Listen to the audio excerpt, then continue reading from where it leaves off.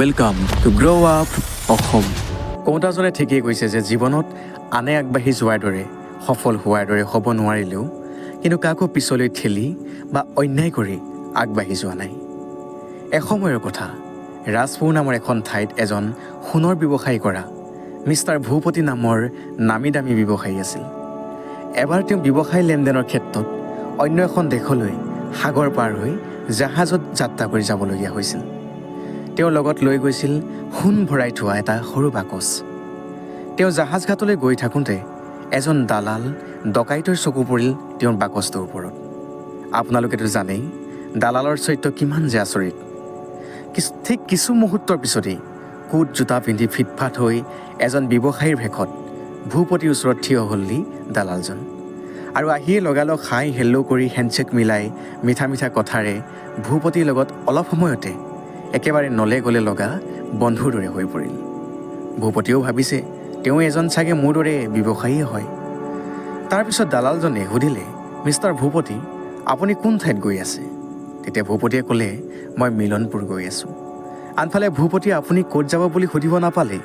দালালজনে তপৰাই নিজে উত্তৰ দিলে, ময়ো সেই ঠাইলৈকে গৈ আছোঁ। ভালেই হ'ল দিয়ক, দুয়োৰে লগ এটা হ'ল। আকৌ ক'লে, মিষ্টাৰ ভূপতি, বেয়া নাপায় যদি এটা কাম কৰোঁ দুইজনে। যেতিয়া একেখন ঠাইলৈকে আমি দুইজন গৈ আছোঁ, জাহাজৰ একেটা কেবিনতে যাওঁ ব'লক। তেতিয়া ভূপতিয়ে ক'লে, হ'ব ব'লক যাওঁ, ভালেই হ'ব। কথামতে কাম, দুয়ো একেটা কেবিনতে থাকিল। পিছদিনা ৰাতিপুৱা হোৱাৰ পৰা উঠাৰ পিছত মিষ্টাৰ ভূপতি ফ্ৰেছ হৈ গা পা ধুই আহি কেবিনত সোমাই দেখে দালালজনৰ মনটো চিন্তাত একেবাৰে মৰা। তেতিয়া তেওঁ দালালজনক সুধিলে, কি হ'ল বন্ধু, মন মাৰি আছা যে? তেতিয়া দালালজনে ক'লে, নাই ব্যৱসায়ত অলপ সমস্যা আহিছে, তাকেই চিন্তা কৰি আছোঁ। তেতিয়া ভূপতিয়ে ব্যৱসায়ত অহা সমস্যা আৰু তাৰ সমাধানৰ বিষয়ে কেইটামান টিপছ দিলে আৰু ক'লে, মন বেয়া নকৰিবা বন্ধু, লাহে লাহে সকলো ভাল হ'ব। জাহাজ গৈ আছে, মিলনপুৰ পাবলৈও বেছি দূৰ নাই। ঠিক আগৰ দিনৰ দৰে পিছদিনা ৰাতিপুৱাও দালালজনে মন মাৰিয়ে বহি আছে। তেনেতে মিষ্টাৰ ভূপতি আহি দেখে আৰু ক'লে, কি হ'ল, আকৌ ব্যৱসায়ৰ চিন্তাই কৰি আছা নেকি? তেতিয়া দালালজনে বৰ লেহেমীয়াকৈ বুলি উত্তৰ এটা দিলে।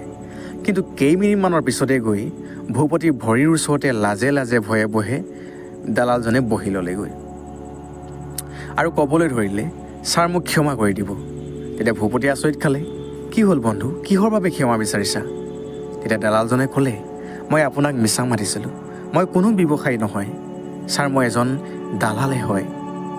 মই জানিব পাৰিছিলোঁ যে আপুনি এজন ডাঙৰ ব্যৱসায়ী আৰু জানিছিলোঁ আপোনাৰ লগত সোণৰ এটা চুটকেছ বাকচটো নিয়াৰ কথা, যাৰ বাবে মই আপোনাক পিছা কৰি ইয়াৰ পালোহি। কিন্তু ইয়াত আপুনি ৰুমটোৰ পৰা অলপ আঁতৰি গ'লেই মই লগালগ সোণ থকা চুটকেছটো বিচাৰিব ধৰোঁ। পিছে আজি 2 দিন হৈ গ'ল, নাই মই বিচাৰিয়ে পাব নোৱাৰিলোঁ। ছাৰ, আপুনি এনেকুৱা কি মায়া যাদুৰে চুটকেছ বেগটো বাৰু লুকুৱাই ৰাখিছে, এবাৰ ক'ব নেকি? তেতিয়া মিষ্টাৰ ভূপতিয়ে হাঁহো নাহাঁহুকৈ হাঁহি এটা মাৰি ক'লে, শুনা মোৰ দালালী বন্ধু, মই যেতিয়াই এই কেবিনটোৰ পৰা বাহিৰলৈ যাওঁ তেতিয়াই তুমি নেদেখাকৈ মই তোমাৰ বেগৰ ভিতৰতে মোৰ চুটকেছ বেগটো ভৰাই থৈ যাওঁ। তেতিয়া দালালজন আচৰিত আৰু অবাক আৰু হতভম্ব হৈ পৰিল। ইমান বিচাৰিলোঁ অথচ নিজৰ বেগটো এবাৰ খুলি নাচালোঁ আৰু মুখেৰে মাত নোলোৱা হৈ পৰিল। শেষত গৈ মিছামিছি টকা এগালো খৰচ হ'ল আৰু উপায় নাপাই থুটমুট চেলেকি ঘৰলৈ বুলি দালালজন ৰাওনা হ'বলগীয়া হ'ল। এই কাহিনীটোৰ দ্বাৰা আমাক ইয়াকেই বুজাইছে যে জীৱনৰ যিকোনো পৰিস্থিতিতে আমি আনৰ কথা ভাবি আনৰ লগত নিজকে তুলনা কৰি আনৰখিনিকে ভাল দেখোঁ, কিন্তু কেতিয়াও নিজৰ মাজত কি ভাল আছে সেই থকাখিনিক বিচাৰিব চেষ্টা নকৰোঁ, যাৰ বাবে আমি নিজৰ লগতে ডাঙৰ অন্যায় কৰা হয় আৰু জীৱনটো আনৰ তলতে উঠা বহা কৰি আনৰ মতে চলি পাৰ কৰিবলগীয়া হয়। সেয়েহে সদায় নিজৰ মাজত নিজৰ যোগ্যতা খুচৰি চাই উলিয়াই সেই দিশত আগবাঢ়ি যাব লাগে। শেষত আমাৰ এই প্ৰেৰণাদায়ক ভিডিঅ'টো কেনেকুৱা পালে? যদিহে ভাল পালে প্লিজ লাইক, কমেণ্ট আৰু এটা শ্বেয়াৰ কৰি দিব। আগলৈ এনেধৰণৰ প্ৰেৰণাদায়ক ভিডিঅ'সমূহ পাই থাকিবলৈ আমাৰ এই গ্ৰ' আপ অসম ইউটিউব চেনেলটি প্লিজ ছাবস্ক্ৰাইব কৰি ল'ব। ধন্যবাদ। জয় আই অসম।